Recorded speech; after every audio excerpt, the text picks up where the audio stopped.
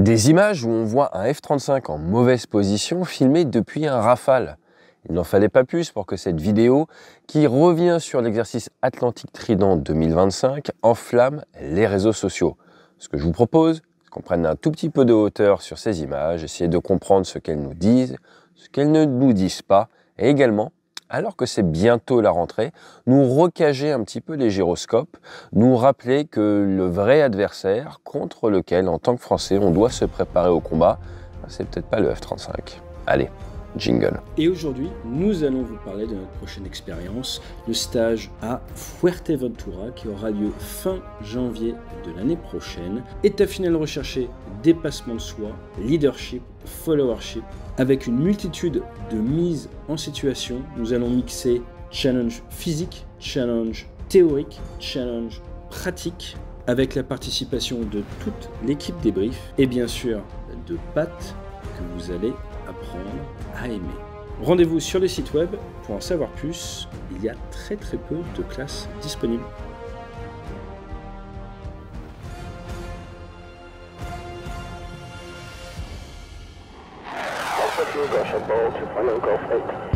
Roger ball.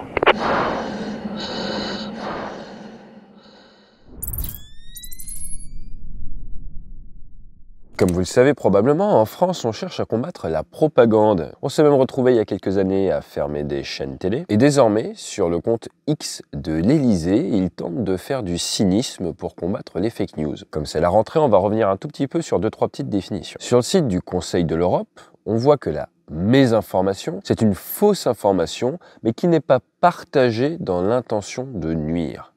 Une désinformation, c'est faux, mais c'est partagé avec l'intention de porter préjudice, là où une information malveillante, c'est une information fondée sur des faits réels, utilisée pour porter préjudice. Alors une fois qu'on est armé de ces définitions, on peut même regarder ce que nous dit l'Université du Michigan sur des fake news, une info fausse, fabriquée sans fait, source ou citation véritable, et voir ce que le National Endowment for Democracy nous dit de la propagande, propagande connotant généralement l'utilisation sélective d'informations à des fins politiques. Alors une fois qu'on est armé avec tout ça, quand on regarde sur d'autres sites, sur comment s'informer correctement, on nous dit qu'il faut faire en gros 5 grandes étapes. D'où vient l'information? Quelles sources? Sont-elles anonymes ou vagues? Ou là, il faut quand même se méfier. En 3, quelle est l'intention de l'auteur? Y a-t-il une orientation ou un angle qui vise à influencer? 4, suscite-t-elle une forte réaction émotionnelle, auquel cas il faut se méfier? Et en 5, que disent d'autres sources, mais il faut s'assurer qu'ils n'aient pas tous la même source initiale. Alors moi, je trouve ça très intéressant, mais notre mission, c'est pour ça que je vous le répète en cette rentrée sur cette chaîne, est légèrement différente parce que je pense qu'il manque un grand 6, et c'est tragique. Et le grand 6, c'est de chercher à s'éduquer pour mieux maîtriser le sujet qu'on va traiter. Parce que qu'en est-il si en fait vous vous sourcez, si en fait vous allez chercher de l'information de différentes sources qui alimentent le même narratif? J'ai eu la chance de faire mon année de seconde à Saint-Cyr-l'École, le Coldo, un lycée militaire, et gravé en grand, il y a cette citation de 1934 du général de Gaulle: la véritable école du commandement est donc la culture générale. Et je ne peux que vous inciter à essayer de développer votre culture sur les sujets qui vous intéressent afin de mieux vous informer. On attaque le sujet du jour. Atlantique Trident 2025, c'est un exercice qui a eu lieu du 16 au 27 juin 2025. C'est assez marrant que la vidéo sorte en cette fin août. Cela a vu la participation de 3 armées: l'armée de l'air et de l'espace, avec 6 Rafales, un A400M et un AWACS, 270 hommes et femmes répartis sur toute la Finlande, la Royal Air Force et l'US Air Force. Pour ce qui est de la RAF et de l'US Air Force, leurs aéronefs F-35, F-15, Typhoon sont venus principalement d'Angleterre. Je vous rappelle que les Américains ont des bases en Angleterre. Ce petit trio participe à ce qu'on appelle le TSI, Trilateral Strategic Initiative, donc vous avez des accords entre ces 3 pays pour que l'on puisse travailler ensemble. Et ce qui était nouveau dans cette édition, c'était la création d'un C2, Command and Control, d'un centre de commandement, et surtout la préparation en fait à la délocalisation de l'activité. On a parlé de guérilla aéronautique avec la nécessité des fois de desserrer, de prendre vos avions et de les envoyer sur d'autres bases du fait de menaces. C'est quelque chose qui a été extrêmement travaillé lors d'Atlantique Trident et c'est une excellente chose. votre base aérienne ne sera pas toujours en bon état et apte à vous accueillir à votre retour de mission. À noter que sur les dernières éditions, 2 ont eu lieu aux États-Unis. En 2021, c'était à Mont-de-Marsan, en 2023 chez les Britanniques et là 2025 en Finlande. Dans ce genre d'exercice, généralement on va crescendo. Vous allez commencer par des vols de familiarisation avec les zones et des vols assez simples qu'on appelle de la BFM. La BFM, c'est du 1 contre 1. Vous avez 3 grands types de scénarios quand on fait du 1 contre 1. Vous avez le scénario neutre, vous partez en vol, vous allez dans la zone. Une fois dans la zone, vous faites un G-warm-up, un échauffement au facteur de charge, généralement un virage à 90 degrés à 3G, un autre virage à 3 à 5G, ça dépend. Ensuite, vous séparez, take a cutaway, chacun va de son côté, tout est en anglais pour l'interaction. Ensuite, turn in, chacun se retourne et là, 2 possibilités. Soit vous annoncez fight zone de suite, ce qui veut dire qu'à partir du moment où tout le monde a visuel, c'est parti, on peut tirer. Et donc, il peut y avoir des tirs avant le croisement, avant le merge, ou alors on attend que cela croise, et une fois que cela a croisé, on annonce fight zone, début du combat. Tu étais mon équipier jusqu'à présent, désormais, tu es mon pire ennemi. Alors, ça, c'est des vols extrêmement sympas. On peut y rajouter un 3e avion, la 2 contre 1, qu'on va appeler de l'ACM, ou alors du DACT. Et là, par exemple, dans le cas des images du F-35, on ne sait pas s'il y a un Rafale, 2 Rafales, ou même de la 2 contre 2, ce qui est quand même plus rare avec des avions modernes, mais qui se faisait beaucoup plus à l'époque. Après, vous avez le scénario défensif. Et dans un vol, vous avez du pétrole, on va généralement faire un setup défensif, un setup offensif, et ensuite un ou plusieurs neutrals.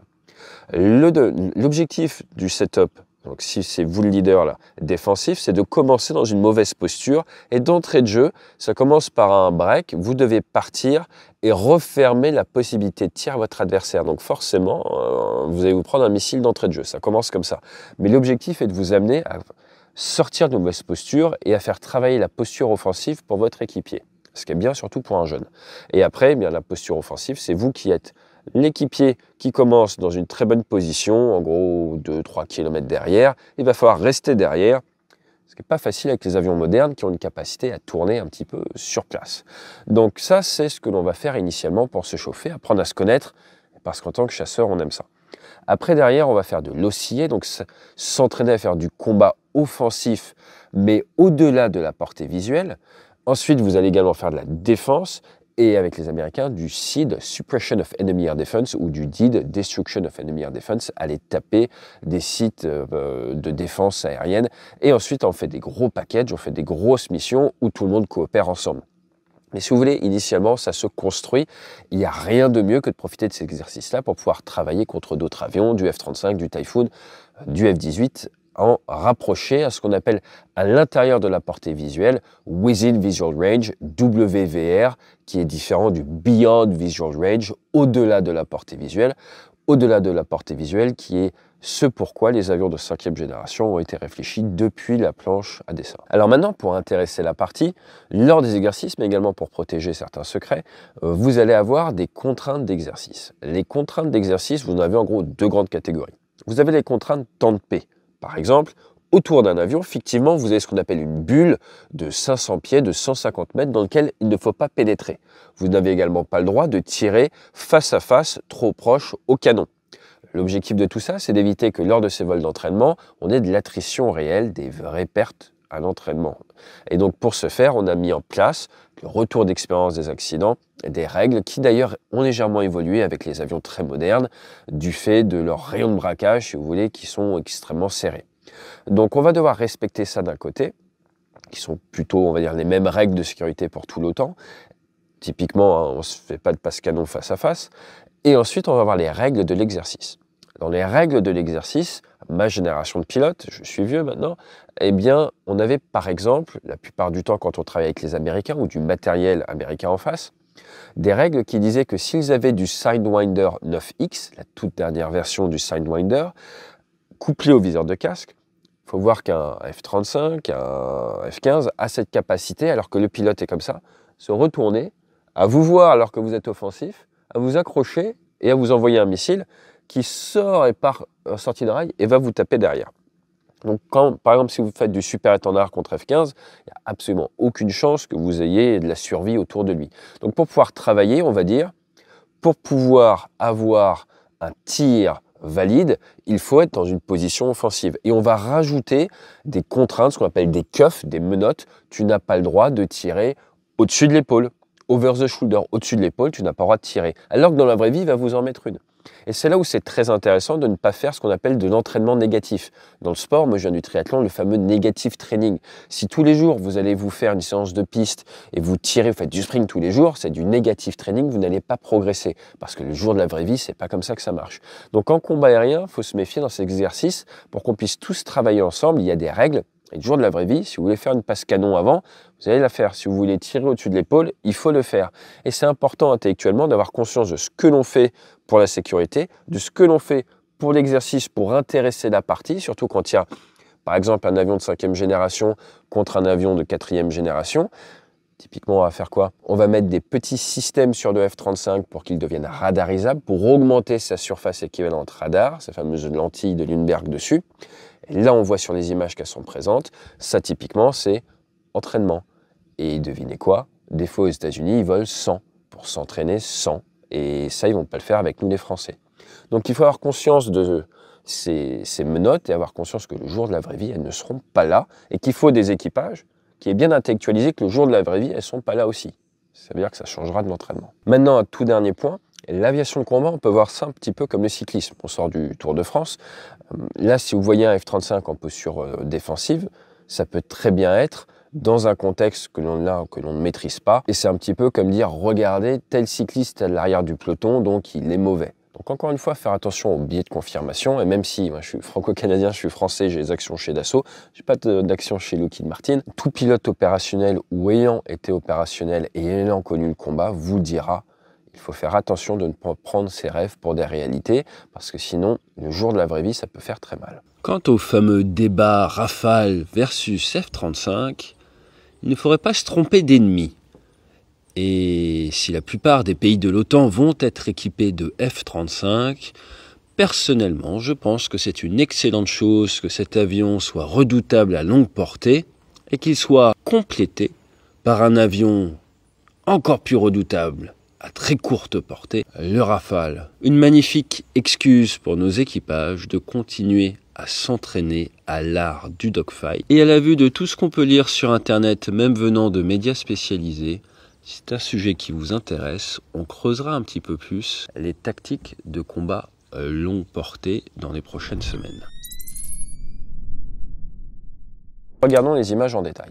Vous voyez un avion Rafale qui décolle en conf air-sol. La configuration air-sol, on a deux gros bidons et un pod. C'est une configuration subsonique qui n'aura pas de grande capacité RR car vous allez être limité en facteur de charge et en taux de roulis.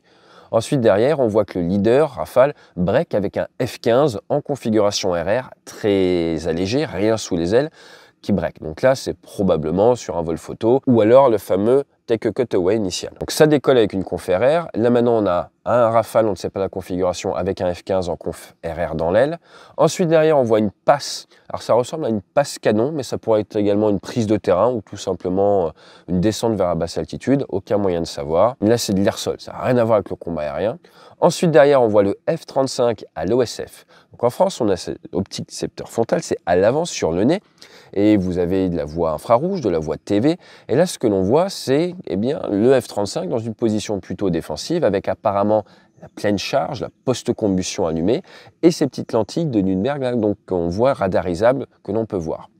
Le système du Rafale est en mode dogfight, DGFT, ce qui veut dire qu'il est en mode combat rapproché avec tous ces capteurs, les missiles infrarouges, l'OSF, le radar, qui vont essayer de détecter, d'accrocher, de poursuivre le F-35. À noter, comme je vous le dis souvent, il y a une différence entre ce que les unités opérationnelles mettent en œuvre et ce que l'on voit sur les slides PowerPoint ou dans les briefings de lobbyistes. Les pilotes de Rafale, là, n'ont pas de viseur de casque. Ce que l'on voit également, c'est qu'il y a de la terre en dessous, donc du défilement. Donc il n'y a pas de nuage à ce moment-là, mais surtout, ça veut dire que le Rafale est probablement plus haut.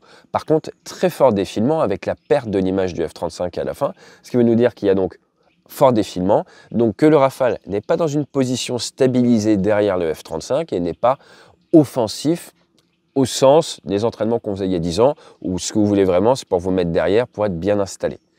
À noter qu'à une époque, dans les exercices, on donnait des critères de succès de votre missile, fonction en fait de votre position. Si vous avez beaucoup de défilements et que vous n'êtes pas bien placé, il va peut-être falloir réussir à avoir 2 tirs simulés pour qu'on autorise en fait votre victoire.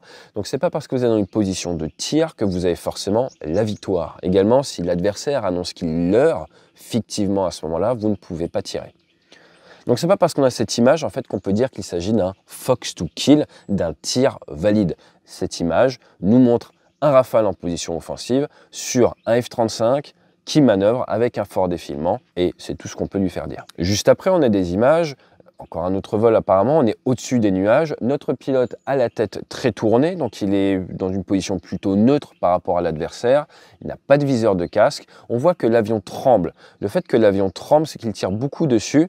Il doit être en dessous des 300 nœuds largement et ensuite il est ce qu'on appelle un peu sur les rochers, sur les cailloux. Donc il est en train de trembler comme ça, c'est normal, les avions de combat quand on tire dessus, ça bouge, ça vit beaucoup. L'image d'après, c'est une image vue de la VTH, la visualisation tête haute. Vous voyez juste avant le tir qu'il a sélectionné MICA, les missiles d'interception et de combat aérien, l'infrarouge. On a électromagnétique, l'infrarouge, il a sélectionné le gauche, le left qui est entouré. Il ouvre le feu alors qu'il est sous facteur de charge positif. Un G7, donc il n'a pas beaucoup de vitesse. Plus vous êtes rapide et que vous tirez sur manche, plus il y a de facteurs de charge. Quand on est en combat basse vitesse, il y a moins de facteurs de charge, de l'ordre de 1 à 3 G. Et on voit à droite là qu'il y a 0,3. Il est à 0,3 nautique, il est à 500 mètres du F-18 finlandais qui est à haute incidence. Et on voit, donc il est proche de la limite courte, hein, ça s'affiche, que tous ces capteurs vont sur le F-18, l'OSF, le radar, le missile. Vous voyez une multitude de capteurs qui viennent se superposer sur le F-35. Il faut faire attention parce que souvent on devait réduire la luminosité de la VTH tellement tous ces capteurs vous empêchent des fois de voir l'aspect, ce qui peut vous surprendre, surtout avec des F-18 qui ont une capacité à manœuvrer à basse vitesse de manière assez forte et donc à vous surprendre avec l'aspect. Pas se faire avoir. Là, pour nous aider, on a le radar également qui nous donne la VR, la vitesse de rapprochement de l'ordre de 30 nœuds, 50 km/h, donc ça va venir assez vite. Et point intéressant, après le tir, on voit qu'il est out of ammo. Et oui, le Rafale, il vous parle même en anglais. Et donc là, il vous dit qu'il n'y a plus de munitions. Pourquoi c'est intéressant? Parce qu'on en revient toujours à cette problématique de garder de la munition pour son autodéfense au retour. Et je vous l'ai souvent dit, une grande différence par exemple avec un F-15 de nouvelle génération et un Rafale, c'est cette capacité à emmener énormément de missiles. Et l'objectif d'Atlantic Trident, c'est de s'entraîner pour la guerre de haute intensité.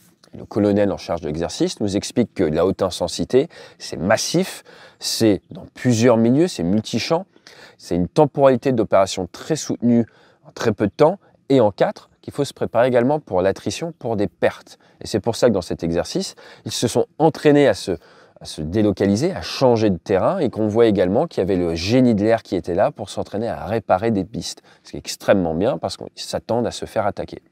Par contre, on n'évoque pas du tout, et ce n'est pas leur travail à eux opérationnel en bout de chaîne, mais vous avez également la nécessité dans la haute intensité d'avoir les stocks qui suivent.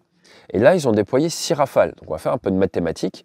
6 Rafales, s'ils prennent chacun 6 missiles, sur une mission et que tout le monde tire tout, ça fait 36 missiles. Si maintenant ils font 3 vols où ils tirent tout, ça fait 100 missiles. Et là, vous allez me dire, et moi j'aurais dit pareil il y a 15 ans, le jour pour que ça arrive, ça n'arrivera jamais. Je vous laisse regarder en source ouverte le nombre de missiles qu'on a en France. On ne fait pas tant de vols que ça, hein. Et on a déjà parlé avant la guerre d'Ukraine sur la chaîne, j'avais fait une vidéo à ce sujet. Maintenant, pourquoi je vous dis ça? Il y a quelques jours en Ukraine, les Ukrainiens se sont fait attaquer avec 574 drones et 40 missiles. Donc imaginez dans un monde de bisounours que on met la chasse française pour protéger l'Ukraine et que c'est la chasse française qui doit intercepter tous les drones qui rentrent dans le territoire ukrainien. Et qu'on a énormément d'avions et qu'on a cette capacité à arrêter tous les drones, à ouvrir le feu. Mais si vous décidez d'ouvrir le feu avec les missiles MICA sur les drones, au bout de 2 jours ou 3 jours, on n'aura plus de missiles. Alors pourquoi je vous dis ça? Je vous dis ça parce que ce out of ammo a un sens extrêmement fort qui est celui de comprendre que là, ce que vous voyez, c'est les images en bout de chaîne, mais que tout cela, pour pouvoir être mis en œuvre, nécessite une industrie de défense, nécessite des budgets, nécessite une anticipation, que ce soit pour la création du matériel, ou plus important encore, ou au moins aussi important si ce n'est plus, pour les ressources humaines. On voit que le dernier exercice Atlantique Trident était il y a 2 ans. L'armée de l'air et de l'espace envoie 270 personnes sur une armée de plus de 40 000. Comme vous le voyez dans les images, le personnel est jeune, il y a du turnover.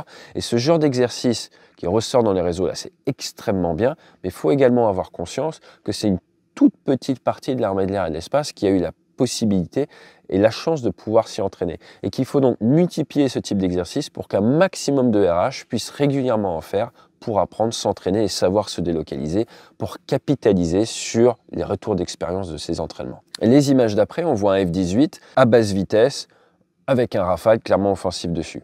L'image d'après, ça a plutôt l'air d'être assez loin, dans une formation collaborative où le Rafale en fait est l'équipier du F-18 et ils sont probablement en train de travailler ensemble ou d'aller vers la zone ou revenir de la zone de combat. Au niveau du break, 4 Rafales, c'est beau, on voit de la configuration RR et au moment du poser, on retrouve notre configuration air-sol du début. Au niveau des communications radio, ce qu'on a pu entendre, c'est take the shot. Quand vous voyez le F-35 en position défensive, on entend, et c'est fait exprès par l'armée de l'air, je vous renvoie vers nos questions, quelle source et quelle est l'intention de l'auteur. Il vous montre le F-35 avec, pour votre subconscient, un take the shot, prends le tir, qui est donné avec un accent, si je devais m'avancer, et je dirais que là c'est du possible, c'est pas une voix de pilote de F-35. Take the shot. Ensuite, on entend Fox 2, qui veut dire tir d'un missile infrarouge, typiquement le Mika. À un moment, vous allez entendre Tally 1. Tally 1, c'est-à-dire que j'ai visuel sur un ennemi. Dans l'OTAN, on dit soit visual, j'ai visuel d'un ami, soit Tally, je vois un méchant. Pourquoi on fait ça? Par exemple, sur une 2 contre 1, vous allez dire je suis Tally visual, je vois le gentil, je vois le méchant. Ou alors je suis visual, no joy, je vois le gentil, je ne vois pas le méchant. On a des termes comme ça pour s'assurer de bien se comprendre. En définitive, tout petit point également, on voit tes F-18 finlandais. Ce qui est intéressant, c'est que dans les déclarations par rapport à l'exercice, on sait que c'est le Royaume-Uni, les Américains, les Français qui travaillent dans un pays hôte qui n'est pas normalement participatif, mais ils mettent quand même des avions en l'air, donc à voir dans quelle mesure ça n'a pas été révélé en source ouverte. Pour terminer, ce que je trouve extrêmement intéressant avec ce genre de vidéo, c'est, et quand je dis de vidéo, je vous parle de celle qu'on vous a mis en lien en dessous qui dure plus de 10 minutes où tout l'exercice est présenté par l'armée de l'air et de l'espace. Le contenu viral est un extrait de cette vidéo très bien montée par l'armée de l'air. C'est ce qu'il ne montre pas. Et ce qu'il ne montre pas, c'est 3 choses. En 1, on voit rien sur les drones. C'est-à-dire qu'on voit qu'ils se protègent à un moment, ils s'entraînent avec le régiment de génie de l'air à réparer la base, mais on ne voit personne faire de la lutte anti-drone, ce qui, comme on l'a vu, est pourtant le plus gros danger à l'heure actuelle pour des avions modernes, et le plus gros danger pour des avions proches d'une ligne de front, voire même à l'intérieur de leur pays, c'est être attaqué par des drones.